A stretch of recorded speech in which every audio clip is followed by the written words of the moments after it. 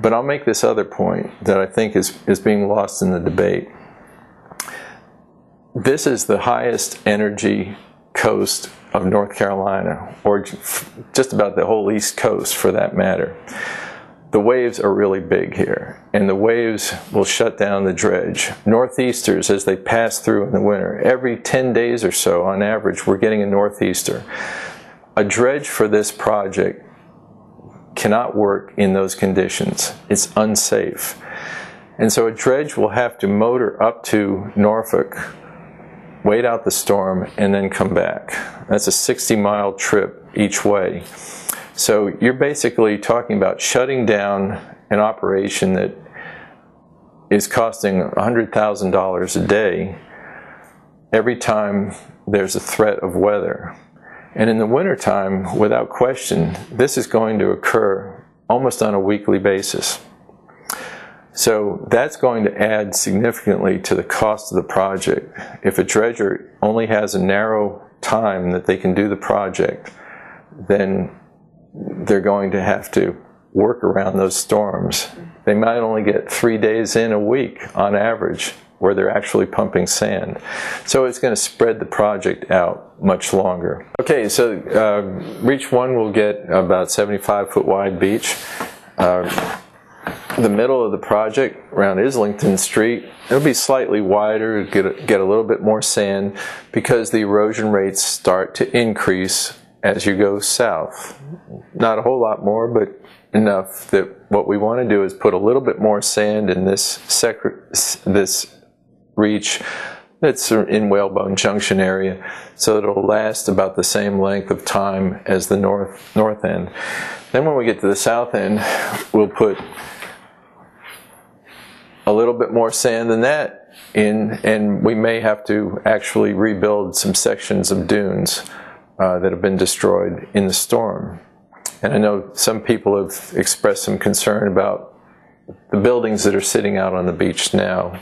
Perhaps, Ike, you might want to address some of the issues there. Well, first of all, I'll just go ahead and mention that one of the important aspects of the project is that we do have access to the project or construction area.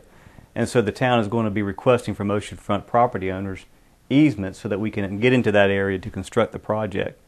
There will be a letter coming from Mayor Renee Cahoon sometime in late October, which will be introducing the easements to the property owners, and also a letter from her explaining what the easement is all about and the need for the easement to construct the project. With regard to the houses that are in the project area, there is certainly no plan to remove those structures from the project area, to remove the sandbags that may be already protecting those houses in the project area. And Tim, it may be helpful for you to explain how is it that we're able to still proceed up and down the beach with placement of sand and not have these houses and sandbags interrupt or in some way be detrimental to the project? Sure, and we're used to this type of a situation. Many communities that have structures sitting out on the beach, we have to work around them. We're in the sand moving business. We're not in the house moving business. And the contractor's plans and specifications that he signs up with you all will be very explicit about the contractor being required to restore any damages to structures. If some of their bulldozers accidentally knock down your steps or your porch deck or something like that, they will buy you a new set of steps and porch deck and the like. And believe me, the contractors don't want to do that. What we'll be trying to do working around these houses is create a uniform looking beach. So as you look up and down the coast, the beach line appears fairly straight. So if you're in the unfortunate situation of being stuck out on the beach right now, sitting 50 feet in front of everybody else, well, the amount of sand that you have at the end of the project in front of your house will be less than your neighbors who are sitting way back. And there's nothing we can do about that. We need to create a fairly straight alignment. If we put more sand in front of that one house sticking out there, it would be quickly attacked by waves and the sand would spread anyway. So there's no point in doing that. We want the beach to look as uniform as possible.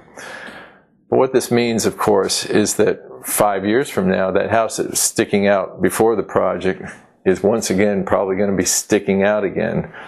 The folks on either end will be okay. They'll still have several years of relief left, but the person who is already exposed is going to remain exposed. That's why we're trying to put more sand at the south end to account for this to some extent.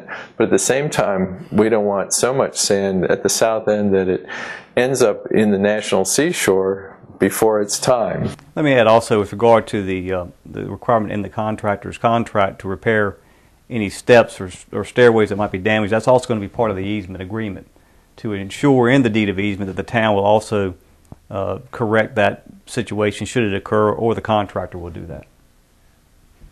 Yeah, if you have vegetation on your dune right now, you can rest assured that there won't be any work landward of that vegetation line. And if all the work that we're doing is going to be seaward of the vegetation line, so that's a pretty good place to use as a guide for where the project will start and stop. Jim, mentioning the work again, I believe you said it was so much easier to accomplish this during the summer months. You know, a lot of people are trying to lay that towel on the beach in the summer and are staying in those cottages. Is this going to have a real detrimental effect on those cottages, on the income for the summer, on what the visitor's anticipation of his vacation is going to be? I don't think so, because many communities have faced the same dilemma. I would say for every person that might complain about the activities in front of a particular cottage, there are 10 more people that say, this is really neat to watch. We just finished a project down at Edisto Beach. It took about 40 days or so to build. It was quite a bit smaller than this, and it was done around April and May, right through Easter, when there were a lot of visitors there.